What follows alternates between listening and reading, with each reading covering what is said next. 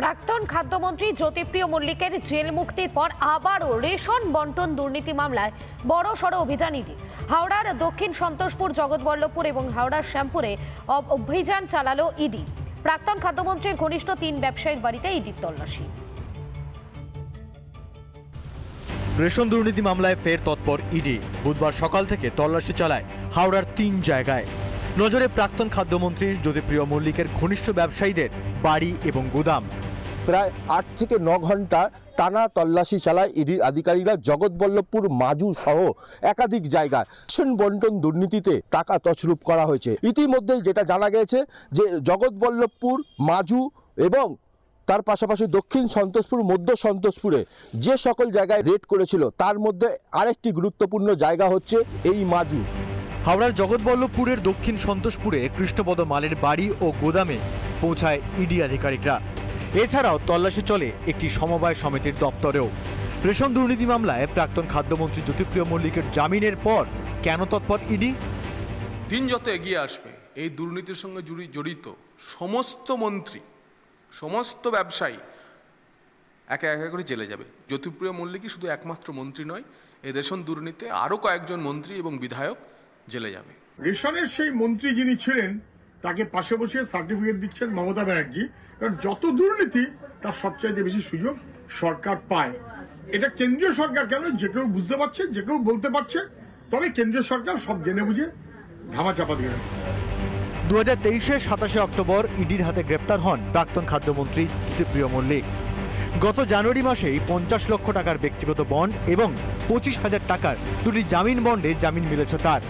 তাহলে কি ফের নতুন কোনো দুর্নীতির হদিশ পেল ইডি, যাতে জড়াতে পারে প্রাক্তন খাদ্যমন্ত্রীর নাম? তারই তোড়জোড় এদিন শুরু করলো ইডি। হাওড়া থেকে প্রসেনজিৎ অধিকারীর রিপোর্ট, রিপাবলিক বাংলা। প্রয়াগরাজের সঙ্গমে পুণ্যস্নানের পর যোগী প্রশাসনের ব্যবস্থাপনার ভুরি ভুরি প্রশংসা করেছিলেন তৃণমূল সাংসদ রচনা ব্যানার্জি। এবারে হুগলি ত্রিবেণীতে এসেও তার মুখে মহাকুম্ভের প্রশংসা। যদিও ত্রিবেণীর ঘাটগুলি এখনও সংস্কারের প্রয়োজন বলে উল্লেখ করলেন হুগলি তৃণমূল সাংসদ। তৃণমূল যেখানে মহাকুম্ভের সমালোচনায় মজে, আর সেখানেই যোগীর ব্যবস্থাপনার প্রশংসায় আবারও পঞ্চমুখ তৃণমূলেরই তারকা সাংসদ।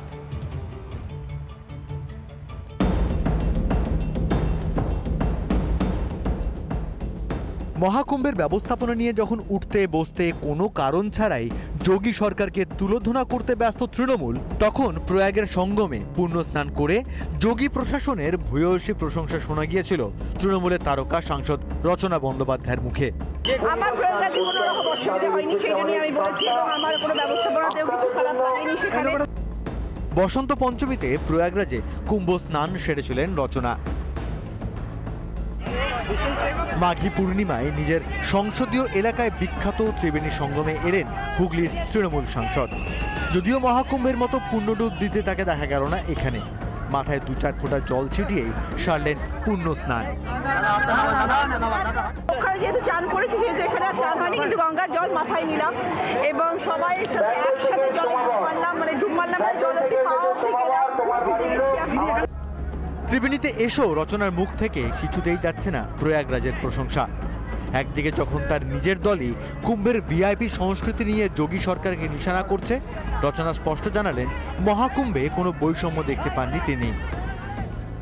আমি কেন বলেছিলাম ভালো ব্যবস্থাপনা, কারণ আমরা ভিআইপি, আমরা পলিটিশিয়ানস, আমরা আর্টিস্ট হতে পারি, কিন্তু তারা সবার জন্য এক নিয়ম রেখেছিল যে যেখান অব্দি গাড়ি ওইখানেই গাড়ি শেষ, তারপরে থাকতে হবে। প্রয়াগে কোনো খুঁত খুঁজে পাননি রচনা, অথচ হুগলির ত্রিবেণী ঘাট নিয়ে তার গলাতেই অনুযোগের সুর। ঘাটগুলো সংস্করণ নিশ্চয়ই হওয়া দরকার এবং সেই নিয়ে লড়াই করেছি, সেই নিয়ে লড়াই চলছে এবং আমার আওয়াজ জারি থাকবে। তৃণমূল যেখানে মহাকুম্ভ প্রসঙ্গে উত্তরপ্রদেশের মুখ্যমন্ত্রী যোগী আদিত্যনাথকে কটাক্ষ করার কোনো সুযোগই ছাড়ছে না, সেখানে বিজেপির হয়ে পাল্টা জবাব দেওয়ার কাজটা করে দিচ্ছে তাদের ঘরের লোকই। উনি ওখানে প্রশংসা করেছেন, কারণ ওখানে ব্যবস্থা সত্যিই প্রশংসা করার মতো। এটা জায়গা নেই, যেই যাবে তাকেই প্রশংসা করতে হবে। এত কোটি কোটি মানুষ আসছে, তারপরেও যেভাবে স্নান করে সবাই ফিরে যাচ্ছে, আমি নিজে দেখলাম তো। রাজনৈতিক বাধ্যবাধকতায় যোগী আদিত্যনাথকে আক্রমণ করতে গিয়ে মহাকুম্ভকেই বারবার ছোট করছে তৃণমূল। সেখানে তৃণমূলেরই তারকা সাংসদ রচনা বন্দ্যোপাধ্যায় বারবার মহাকুম্ভে প্রশংসায় পঞ্চমুখ। রাজনীতিতে নবাগতা রচনা বন্দ্যোপাধ্যায়কে কি এখনো ঠিকমতো রাজনীতির তালিম দিয়ে উঠতে পারেনি শাসক দল? রিপাবলিক বাংলা। মাঘী পূর্ণিমায় হুগলি ত্রিবেণীর কুম্ভমেলার এবারে চতুর্থ বর্ষ। একদিনের কুম্ভের কারণে একে অনকুম্ভও বলা চলে এবং উত্তরপ্রদেশের প্রয়াগরাজের মতো হুগলি ত্রিবেণীতেও রয়েছে 3 নদীর সঙ্গম। কিন্তু যোগী রাজ্যের মতো কতটা পরিপাটি এ রাজ্যের কুম্ভ?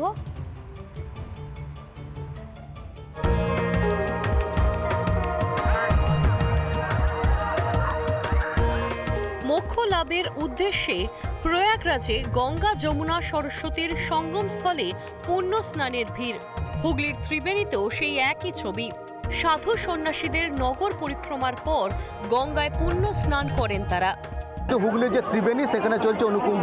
আবার যদি এই ছবিটা দেখি সংখ্যাটা বেড়েছে এবং এই যে ঘাটে প্রশাসনের পক্ষ থেকে আটোসাটো ব্যবস্থা করা হয়েছিল। ত্রিবেণীর মিনি কুম্ভে ব্যবস্থাপনার তথৈবচ অবস্থা। পরিকাঠামোগত অভাব রয়েছে বলে অভিযোগ। এমনকি পুণ্য স্নান সারতে গিয়ে প্রায় নিজের পাই নাকি ভেঙে ফেলছিলেন এক প্রৌঢ়। ছবার পড়লাম এখানে এখানে ঘাট বানানো উচিত, কিছুই নেই এখানে। মহাকুম্ভে বেনারসে এদের গিয়ে দেখা উচিত।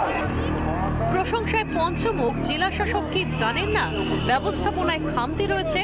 স্পিড বোটে নজরদারি, পুলিশের ব্যারিকেড থাকলেও হিমশিম খেতে হচ্ছে প্রশাসনকে। অব্যবস্থা নিয়ে যখন সাংসদের বিরুদ্ধে ক্ষোভ উগড়াচ্ছেন কেউ, তখন মাঘী পূর্ণিমায় ত্রিবেণী সঙ্গমে মাথায় জল ছেটাতে ব্যস্ত হুগলির সাংসদ রচনা ব্যানার্জি। গঙ্গার ভাঙন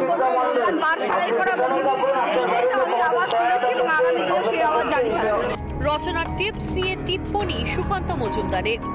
তারিখে স্নান করেছিলাম পরিবার সহ এবং সেখান থেকে সেই ত্রিবেণী সঙ্গম থেকে পবিত্র জল নিয়ে এসেছিলাম। সেই জল এবং মাটি আজকে আমরা এই আরেকটি পবিত্র তীর্থক্ষেত্র ত্রিবেণী তাতে মিশিয়ে দিলাম। প্রয়াগরাজের খামতি খুঁজতে গিয়ে বাংলাকে ভুলতে বসেছে মমতা সরকার। বিজেপির ভুল ধরতে ধরতে নিজের রাজ্যে মিনি কুম্ভের ব্যবস্থাপনা খতিয়ে দেখতে বোধহয় ভুলেই গিয়েছেন মুখ্যমন্ত্রী। আর তাই ত্রিবেণীর পুণ্যার্থীদের মন পড়ে রয়েছে সেই যোগী রাজ্যের মহাকুম্ভেই। সুজিত গৌড়ের রিপোর্ট, রিপাবলিক বাংলা। নানা ধরনের কন্টেন্ট দেখার জন্য লাইক করুন, শেয়ার করুন আমাদের ফেসবুক পেজ, সাবস্ক্রাইব করুন আমাদের ইউটিউব চ্যানেল। পাশাপাশি অন্যান্য ব্রেকিং নিউজের জন্য অবশ্যই চোখ রাখুন রিপাবলিক বাংলায়।